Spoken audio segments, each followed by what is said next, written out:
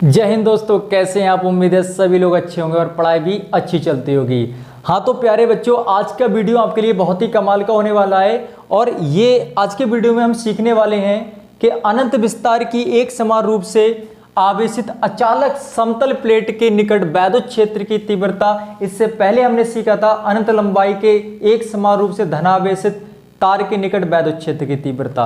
हाँ तो प्यारे बच्चों, ये दोनों ही डेरिवेशन बहुत इंपॉर्टेंट है, वेरी मोस्ट इंपॉर्टेंट है। इनको आप बिल्कुल बहुत अच्छे से तैयार कर लीजिए।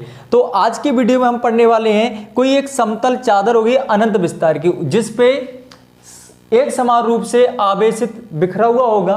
तो हम एक टुकड़ा ले लेते हैं। देखो अनंत विस्तार की चादर है, उस अनंत विस्तार की चादर का एक टुकड़ा ले लेते हैं। हम एक टुकड़ा ले लेते हैं। यहाँ पे थोड़ा सा इसको आगे के लिए बढ़ा देता हूं मैं, दिखता नहीं होगा। चित्र को आप समझ लेना है और बाकी परिभाषा आपको जो है स्क्रीन पे दिख जाएगी। तो यहाँ पर मैंने एक अनंत विस्तार की एक समतल चादर ले ली है। काटने के बाद एक टुकड़ा मैंने इसको काट लिया है। ठीक है बच्चों, तो यहाँ पर ये हमने एक चादर बना, आप सीधा सीधा बना सकते हो। तो इस पे आवेश एक समान रूप से बिखरा हुआ है। तो ये जो आवेश होगा ये पृष्ठ पे आवेश बिखरा हुआ है। किस पे है? पृष्ठ पे आवेश बिखरा हुआ है। तो पृष्ठ घनत्व इसका लिखेंगे। पृष्ठ घनत्व क्या होता है? सिग्मा से दिखाते हैं। यदि किसी पृष्ठ पर एक समान रूप से वितरित आवेश को पृष्ठीय आवेश कहते हैं। ठीक, तो यहाँ पर पृष्ठ घनत्व जो आएगा वो सिग्मा आएगा और किसी रेखा पर या किसी तार पर जो बिखरा हुआ आवेश होगा वो होगा रेखीय आवेश घनत्व, जिसको हम लैम्डा से दिखाते हैं। तो यहाँ पर दिखा रहे हैं हम सिग्मा से। सिग्मा बराबर Q अपॉन A होता है। ठीक है, तो यहाँ पर देखो क्या करेंगे, इससे बीचों बीच यहाँ से इससे स्मॉल r दूरी पर, कितनी दूरी पर? इससे स्मॉल r दूरी पर एक बिंदु P ले लेंगे, जिस पर हमें वैद्युत क्षेत्र की तीव्रता ज्ञात करनी है, यानी कि निकट वैद्युत क्षेत्र की तीव्रता ज्ञात करनी है। तो एक समतल चादर इस तरह से रखी है, इसके थोड़ी सी दूरी पर स्मॉल r दूरी ले ली है, एक बिंदु P मान लिया है। वहां पर क्या ज्ञात करनी है? वैद्युत क्षेत्र की तीव्रता हमें E ज्ञात करना है। ठीक है, तो इसके लिए हम क्या करेंगे, हम सबसे पहले पढ़ रहे हैं गॉस की प्रमेय के अनुप्रयोग से। तो गॉस की प्रमेय के लिए, और गॉस की प्रमेय क्या होती है? किसी बंद पृष्ठ से। तो इस बिंदु P से हम बिंदु P से एक बेलनाकार पाइप की गॉस की प्रमेय खींचते हैं। यहाँ पे क्या खींचते हैं? गॉस की प्रमेय। ठीक है, गॉस की प्रमेय खींचते हैं यहाँ पे। तो यहाँ पर इस तरह से ये बिंदु P हो जाएगा और इसके इधर आर पार निकल जाएगी ये। ठीक, इस पे निकल जाएगी आर पार। बेलनाकार गोलीय गॉस की सतह खींच लिए और मान लेते हैं इतनी ही दूरी पर एक बिंदु P है। यहाँ पे इतनी ही दूरी पर ये बिंदु P, और इस तरह से खींचते हैं कि ये जो बिंदु P है इसके समतल पृष्ठों के अंदर आए। समतल पृष्ठों के कैसे आए? अंदर आए। ठीक है, तो बेलनाकार एक पाइप की नली है, इस तरह से चादर के आर पार निकाल दिए। तो यहाँ पर इसका पृष्ठीय जो अनुप्रस्थ काट का जो क्षेत्रफल है वो, इसका अनुप्रस्थ काट का क्षेत्रफल कितना है? एक कैपिटल A मान लेते हैं, और इसका भी अनुप्रस्थ काट का जो क्षेत्रफल है वो भी कितना है प्यारे बच्चों? कैपिटल A है। तो यहाँ से इससे एक वैद्युत बल रेखाएं निकलती होंगी, और जो वैद्युत बल रेखा निकलती होंगी तो वो किससे गुजरेंगी? किसी पृष्ठ से गुजरेंगी, और किसी पृष्ठ से गुजरने वाली वैद्युत बल रेखाओं की संख्या को वैद्युत फ्लक्स कहते हैं। तो यहाँ पर वैद्युत फ्लक्स इसके वक्र पृष्ठ से हम ज्ञात कर लेते हैं। मान लेते हैं सबसे पहले जहाँ पे वैद्युत फ्लक्स होगा वहीं से वैद्युत क्षेत्र की तीव्रता निकल के आएगी। तो गॉस की प्रमेय में हमने एक बेलनाकार ओडे पास एक बेलनाकार गॉस की सतह खींच ली है। ठीक है, जो पाइप की है और आर पार इस चादर की निकल गई है। तो इसके अनुप्रस्थ काट का क्षेत्रफल कैपिटल A हो गया है। तो यहाँ पर हम देखते हैं कि यहाँ पर वैद्युत फ्लक्स होगा या नहीं होगा। ठीक, किस पे देखते हैं? इसके वक्र पृष्ठ पर देखते हैं कि वैद्युत क्षेत्र होगा या नहीं होगा, या वैद्युत फ्लक्स होगा या नहीं होगा। तो यहाँ पर इस एरिया को अल्पांश क्षेत्रफल लिया मैंने DA, तो यहाँ पर DA लिख देंगे बेटा, और यहाँ से वैद्युत बल रेखाएं निकलती होंगी तो वैद्युत क्षेत्र की दिशा इधर होगी। और यहाँ से चित्र से आपको पता लग रहा है कि थीटा बराबर कितना है? 90 डिग्री है। थीटा बराबर कितना है? ये 90 डिग्री है। तो फार्मूला वैद्युत फ्लक्स का आप सभी को पता है, एक बार मैं फिर बता दूँ, phi E equal to AE cos theta. अब ये डिपेंड करता है एंगल पर कि कॉस थीटा कितना 90 डिग्री और कॉस 90 कितना होता है 0 होता है। तो कॉस 90 0 तो सब 0, तो फाई इक्वल टू 0 हो जाएगा। वक्र पृष्ठ से कोई बैदोस फ्लक्स नहीं गुजरेगा चित्रानुसार। इसी को इस तरफ देख लेते हैं, एक एरिया यहाँ ले लेते हैं, ठीक है, यहाँ ले लेते हैं और यहाँ पर इस एरिया की डायरेक्शन ये होगी DA और बैदोस क्षेत्र की दिशा इधर आ जाएगी E। तो यहाँ से भी प्यारे बच्चों थीटा बराबर कितना आया 90 डिग्री। तो इस वक्र पृष्ठ से, दोनों वक्र पृष्ठों से कोई बैदोस फ्लक्स नहीं गुजरेगा।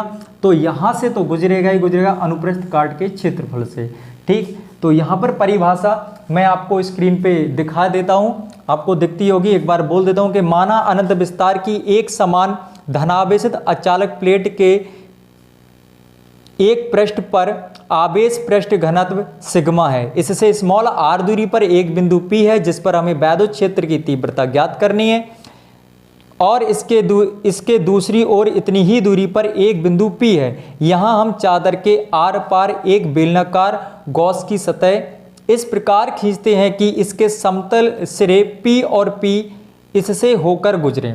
नई लाइन से लिख सकते हो कि माना समतल सिरों का क्षेत्रफल कैपिटल A है और नई लाइन से फिर लिख सकते हो यहाँ गॉस की सतह के भीतर उपस्थित कुल आवेश Q बराबर सिग्मा A है। यहाँ गॉस की सतह के वक्र पृष्ठों से गुजरने वाला बैदोस फ्लक्स शून्य होगा क्योंकि चित्र अनुसार थीटा बराबर 90 डिग्री, ये मैं आपको अभी बता चुका हूं। अतः गॉस की सतह के समतल पृष्ठों से गुजरने वाला कुल बैदोस फ्लक्स यहाँ ज्ञात करेंगे। तो वहां प्यारे बच्चों कुल बैदोस फ्लक्स के लिए हम फार्मूला यहाँ पर लगाएंगे। देखो फाई, कुल बैदोस फ्लक्स कितना मान लेते हैं कि फाई गुजर रहा है। यहाँ डेरिवेशन करेंगे अपने लोग, फाई ई इक्वल टू कितना होता है ए ई कॉस थीटा, ए ई कॉस थीटा, इससे गुजरने वाला हो गया, ठीक है। एरिया ए है, ई है और कॉस थीटा है। अब इसी से गुजरने वाला इधर होगा तो इसको हम प्लस कर देंगे, ए ई कितना हो जाएगा कॉस थीटा।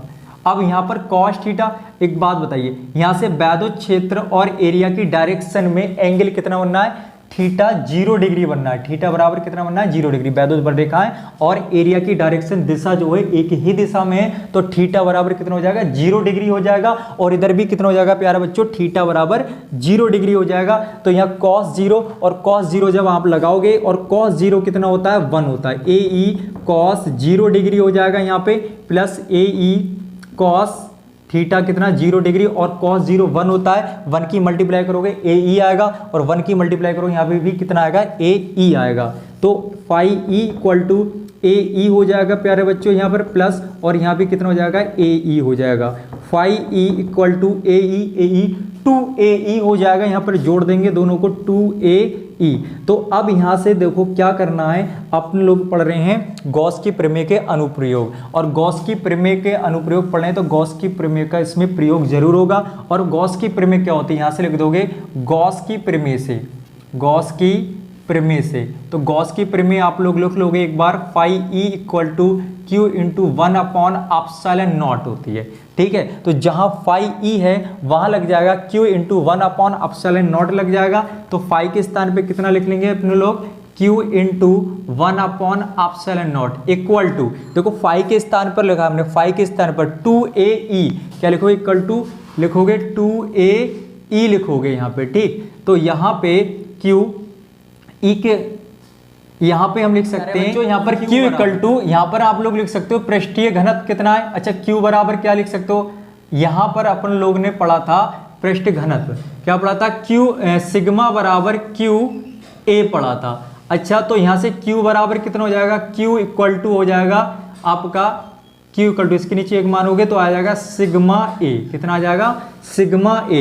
तो Q का मल्टीप्लाई करोगे तो Q का मल्टीप्लाई 1 से करो Q आएगा, और Q के स्थान पे हम तुरंत लिख देंगे बच्चा सिग्मा A अपॉन कितना ε0 इक्वल टू कितना 2AE लिख दोगे यहाँ पर, और A से एक खल्लास हो जाएगा सिग्मा अपॉन 2ε0। तो यहाँ पे देखोगे यहाँ पर कि वैद्युत क्षेत्र की जो तीव्रता है वो दूरी पर निर्भर कर ही नहीं रही है। यहाँ से हमने जो दूरी स्मॉल r ली थी, स्मॉल r दूरी पर एक बिंदु P था, अगर दूरी पे कहती तो यहाँ पे r जरूर आता, लेकिन यहाँ से पता लग रहा है कि यहाँ पर जो अनंत विस्तार की जो चादर है इसके आसपास वैद्युत क्षेत्र यानी कि वैद्युत क्षेत्र की तीव्रता का मान समान होगा। जितना ज्यादा इस चादर पर आवेश बिखरा हुआ होगा उतनी इसके पास वैद्युत क्षेत्र की तीव्रता अधिक होगी। तो हाँ प्यारे बच्चों, आज की वीडियो में इतना ही रखते हैं। और ये वीडियो हमने एडिट करी है, यानी कि इससे पहले जो ये लेक्चर चल रहा था तो थोड़ी प्रॉब्लम हो गई थी, लाइट वगैरह चली गई थी, तो इसलिए हमने ये मिला दिया। लास्ट टॉपिक रह गया था, ये बिल्कुल लास्ट का रह गया था। तो अब नेक्स्ट वीडियो में आपको मिलने वाले हैं मोस्ट इंपॉर्टेंट, हर चैप्टर के मोस्ट इंपॉर्टेंट मिलने वाले हैं। आज की वीडियो में इतना ही रखते हैं। जय हिंद।